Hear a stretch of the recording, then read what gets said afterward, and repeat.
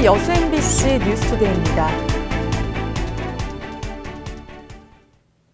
지방 분권과 관련해 지역의 미래를 짚어보는 여수 MBC 창사 47주년 특별 기획 토론이 열렸습니다. 문재인 정부 들어 그 어느 때보다 지방 분권에 대한 기대감이 높아지고 있는데요. 개헌과 국회의 역할론이 관건으로 부각됐습니다. 박민주 기자입니다. GDP도 더 높고 참석자들은 지방 분권과 관련해 지금은 반쪽짜리 무늬만 지방자치라며 개헌을 강력하게 주장했습니다. 이 장래 운명이 걸린 시대적 과제다. 그래서 저는 자치분권은 이 시대의 시대 정신이다. 이번 개헌에서 반드시 이 자치분권을 적극적으로 담아내야 된다. 중앙 국가 권력에 집중된 조직과 입법과 재정권을 분산할 필요가 있다는 겁니다. 그러니까 지금까지 중앙이 이런 권한을 분산을 안 하는 이유 중에 하나가 이런 권한을 계속 갖고 싶어 할 수밖에 없는 거죠. 그래서 지금 이 문제가 해결이 되고 있지 않는데요. 총론에서는 지방분권 개헌의 목소리가 높지만 선거구와 맞물려 정치권, 국회의 합의가 중요한 과제로 지적됐습니다. 국회 내에 이제 사실은 이제 개헌의 가장 걸림돌이 되는 것은 선거구 제도의 문제입니다. 이번에는 합의 가능한 최소한의 합의치만 가지고 갔으면 좋겠다 하는 생각을 합니다. 문재인 정부의 지방자치 공약 실행에 따라 지방정부와 중앙정부의 상생 모델 필요성도 제기됐습니다. 사회적 대타협이 필요한 시점이다. 이렇게 저는 봅니다. 그래서 지역도 마찬가지라고 봅니다. 88년에 헌법이 개정됐습니다. 지방 분권은 거스를 수 없는 시대의 흐름으로 인식되고 있습니다. 개헌을 통한 새로운 국가 시스템 개편이 이루어질 수 있을지 지역 분권은 그 분기점에 서 있습니다. MBC 뉴스 박민주입니다. 내년 정부 예산안에 반영된 전남 지역 현안 사업비가 지난해보다 1.6% 증가한 5조 5천억 원으로 집계됐습니다.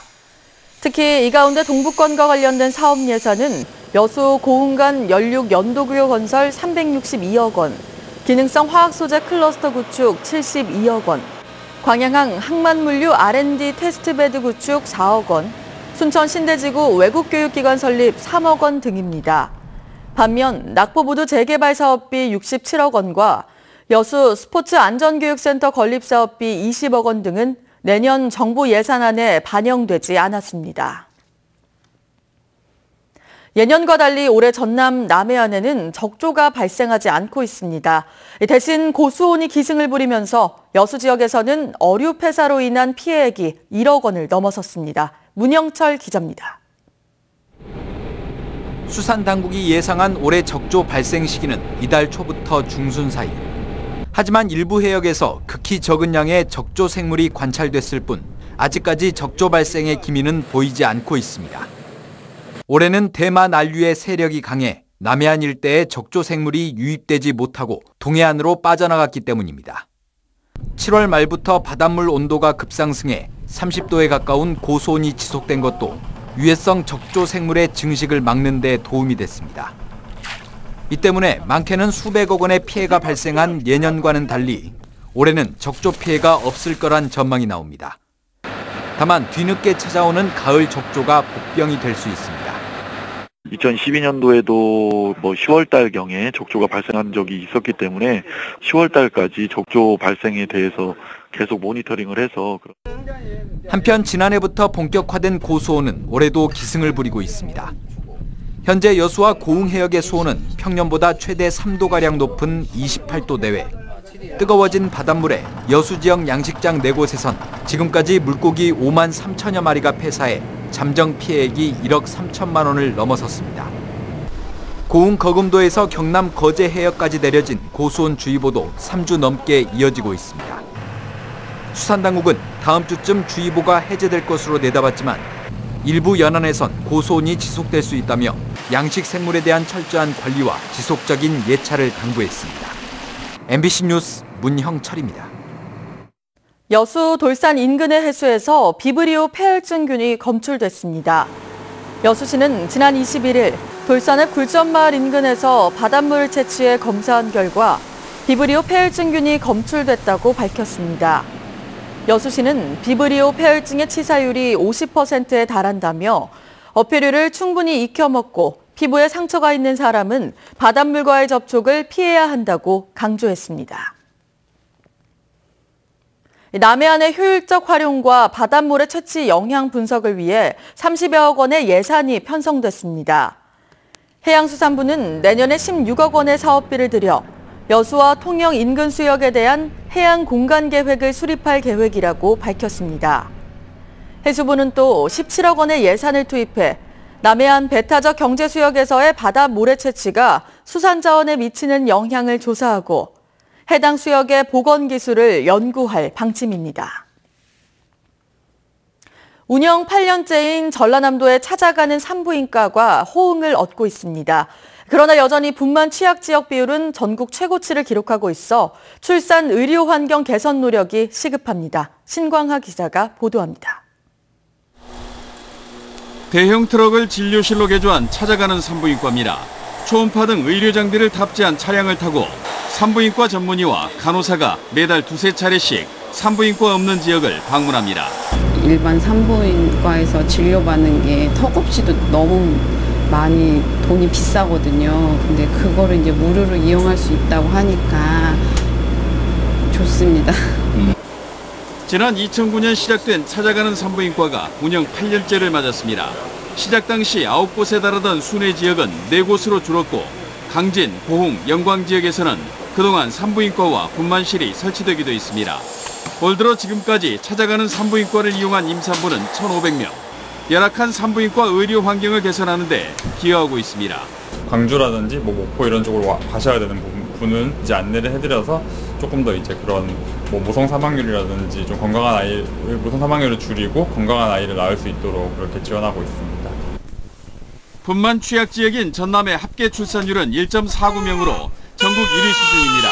그러나 가까운 산부인과와의 거리가 1시간 30분 이상 소요되는 분만 취약지는 전남이 여전히 전국 최고 수준입니다. 농어촌 산모들의 안정적인 분만과 건강을 위해 열악한 농어촌 산부인과 의료 환경의 근본적 개선을 위한 노력이 시급합니다. MBC 뉴스 신광하입니다. 순천시의 발전 방향을 논의하게 될 자문위원회가 출범했습니다. 순천시는 관련 조례를 토대로 학계와 시민, 기업인 등 모두 39명으로 구성된 순천시 장기발전 자문위원회를 발족하고 산업과 자치, 문화 분야 등 7개 분야에서 위원들의 정책 자문을 통해 차별화된 지역 발전 전략을 수립할 계획입니다. 순천시는 특히 다음 달부터 시민 참여, 수의 민주주의 방식을 통해 삶의 질 개선을 위한 100대 과제를 선정하고 관련 대책을 마련하겠다고 밝혔습니다. 지난해 프로야구 심판과 구단 관계자 간의 돈 거래 사실이 충격을 주면서 기아 타이거즈도 자유롭지 못했습니다. 구단 관계자들이 검찰 조사까지 받으면서 경기력에 미칠 영향에 관심이 모이고 있습니다. 김철원 기자입니다. 지난 2013년 두산 베어스 김승영 전 사장으로부터 300만 원을 받은 사실이 드러난 최규순 전 KBO 심판. 최 씨가 돈 거래를 했던 건 두산뿐만이 아니었습니다.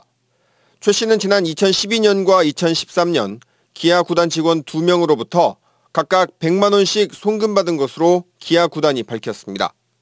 기아는 당초 KBO가 지난해 10개 구단들을 상대로 조사할 때는 자체 조사 결과 확인된 사실이 없다고 회신했었습니다. 그렇지만 검찰이 이들 직원들을 지난 23일 불러 조사하자 뒤늦게 사실을 인정한 겁니다. 구단 직원들은 최 씨가 돈을 빌려달라고 해서 줬다고 진술한 것으로 전해졌습니다. 그렇지만 최 씨와 차용증을 작성하거나 차후에 최 씨로부터 돈을 돌려받지는 않은 것으로 전해졌습니다. 기아는 팬들에게 사과했습니다. 기아 타이거즈 사랑해 주시는 팬 여러분께 정말 입이 2개라도 할 말씀이 없습니다. 서울중앙지검이 최 씨를 소환해 조사하고 있는 가운데 이번 파문이 선두수성의 고비를 맞고 있는 기아 타이거즈 경기력에 어떤 영향을 미칠지 팬들은 촉각을 곤두세우고 있습니다. MBC 뉴스 김철원입니다. 노인들의 일자리 창출을 위해 추진된 복지 시범 사업이 주민들의 호응을 얻고 있습니다. 고흥구는 지난 2월 정부의 농촌 어르신 복지 실천 시범 사업에 선정된 두원면 신흥마을에서 안전관리 인증 기준에 맞춰 손두부 제조와 판매가 이뤄지고 있으며 소비자들의 주문이 이어지는 등 주민들의 소득 향상이 기대된다고 밝혔습니다. 고흥구는 또 전통 방식의 두부 제작으로 현장 체험 활동도 인기를 끌고 있다며 복지와 소득을 연계한 다양한 지원 사업을 발굴해 지역 경제에 도움을 줄 계획입니다. 광양항 배후단지에서 성황 도의지구를 잇는 교량 건설이 추진됩니다. 여수지방해양수산청은 사업비 144억 원을 들여 광양항 동측 배후단지와 성황 도의지구를 연결하는 왕복 6차선의 성황 고가교를 건설할 예정이라고 밝혔습니다. 수산청은 다음 달 실시 설계 용역을 발주한 뒤 내년 12월 공사에 들어가 오는 2021년 말쯤 고가교 건설을 완료할 계획입니다. 살충제 달걀 논란 등 축산업에 대한 국민들의 불안감이 커지면서 개선책 마련을 위한 실무단이 구성됩니다. 8월 막바지인데 벌써 가을이 된 것 같습니다. 오늘 출근길은 반소매 차림이 약간 쌀쌀하게도 느껴지니까요. 겉옷 꼭 챙기시길 바랍니다.